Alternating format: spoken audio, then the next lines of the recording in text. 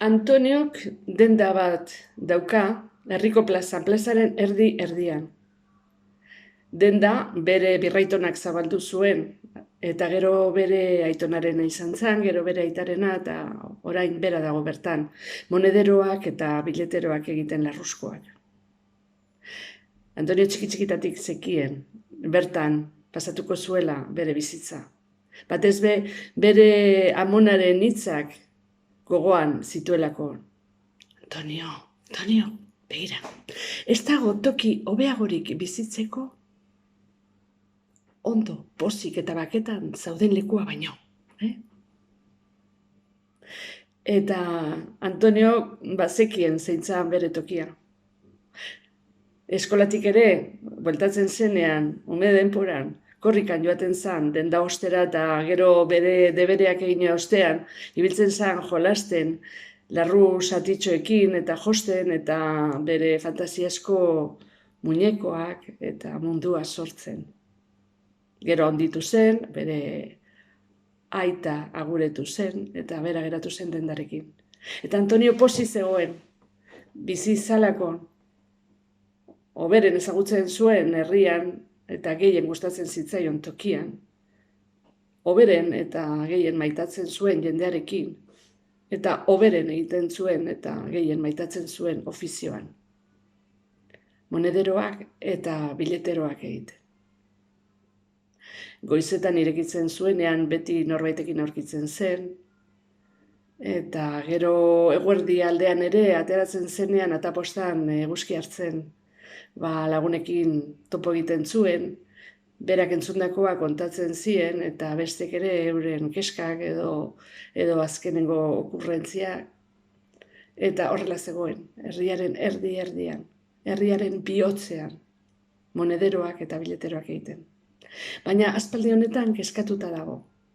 Kezkatuta dago gutxien, espero zuenean, herria krisian sartu zalakon, zegoen fabrika bakarra itzi zutelakon, eta jendea lanik gabe geratu zelakon. Eta jendea lanik gabe baldin badago ez du dirurik. Eta dirurik ez badauka, ez du monedero edo bileterorik behar, ez da. Benetan kezkatuta zegoen, Antonio. Bai. Eta buruari bueltak ematen zizkion, etengabe. Zer egin, zer ez egin, mantentzeko berak nahi zuen ofizioan, nahi zuen tokian eta bizitzen nahi zuen herrian. Eta goizero atea zabaltzen zueneko han ikusten gendun pentsati, eta dendatik ateratzen zuenean ere pentsati, eta pentsati. Eta etxean eta gauetan, ordu txikitan ere, hor zegoen, begiak zabalik, pentsatzen, eta pentsatzen. Halako gau batean, ordu txikitan, errebelazioa izan zuen.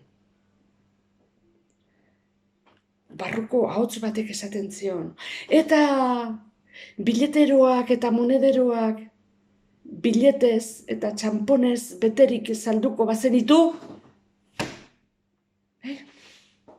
hori bai ideia ona. Azkenean, Antonio posposik altzatu zen ohetik, jantzi eta ziztu bizian joan zan dendara.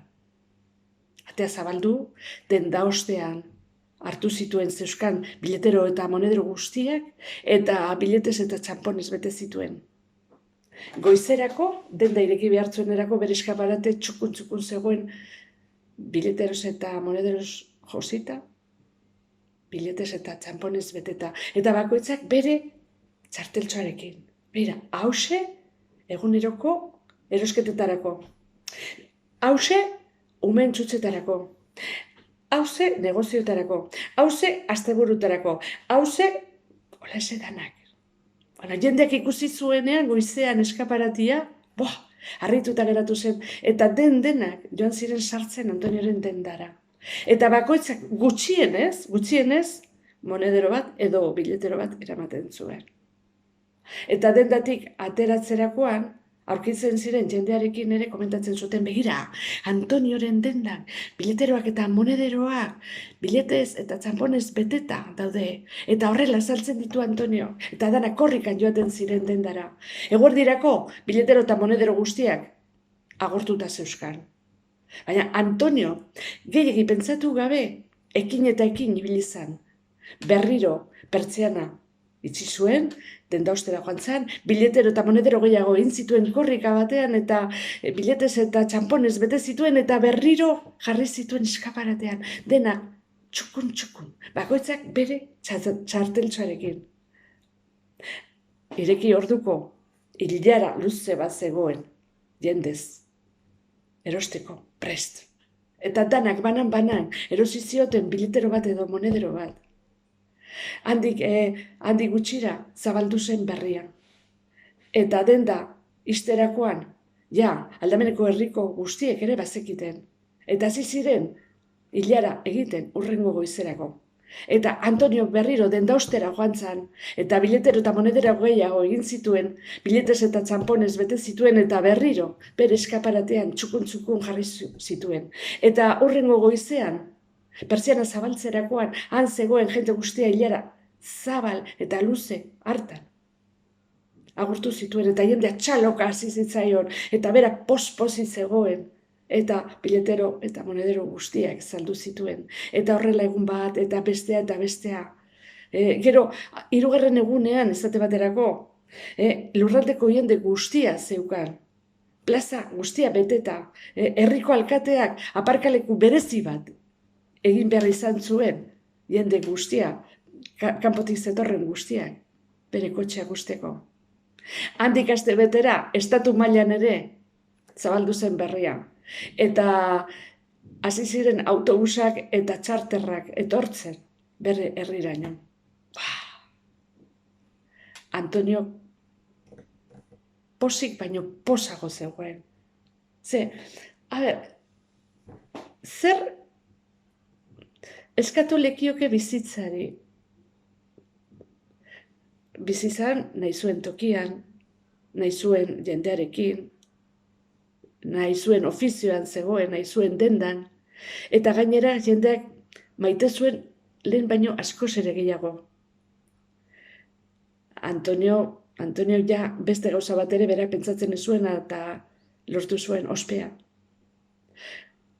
Telebistako kate guztietatik eta erratietatik eta egunkarietatik ari zitzaizkion elkarrizketak egiten.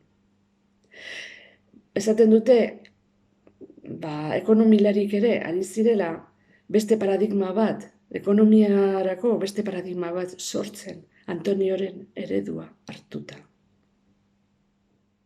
Horrela zegoen Antonio, lan eta lan. Monederoak eta bileteroak egiten, monederoak eta bileteroak egiten, txamponez eta biletez betetzen, bere eskabratetxoan jartzen eta jende hartzen. Pozik. Handik 10 egunetara, Antoniok denda behar itzi izan zuen, kibras jota. Baina Antonio ez zen horrekin konformatu. Zegeroz eta presenteago zituen bere amonaren hitzak. Antonio! Ez dago toki hobeagorik bizitzeko ondo, pozik eta paketan zauden lekua baino. Antonio. Eta han ikusten da Antonio, goizero. Nola doan bere etxetik, herriko plazara eta herriko plazan, nola bere dendako pertsiana irekitzen duen, pentsatzen, eta pentsatzen. Zer egin behar zuen? Horren beste maite zuen herrian, horren beste maite zuen jentearekin, eta horren beste maite zuen ofizioan jarraitzeko. Eta niri gustatzen zait, Antoniok denda ireki zabaldu baino lehenago goizetan, aurrean daukan kafetegian, kafe bat eskatzea.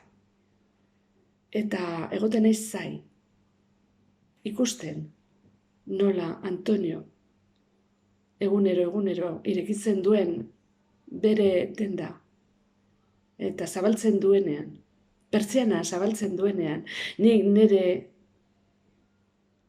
kafea eramaten dut. Ahora, bai, esperantzasko usaina duen nire eguneko lehenengo kafea.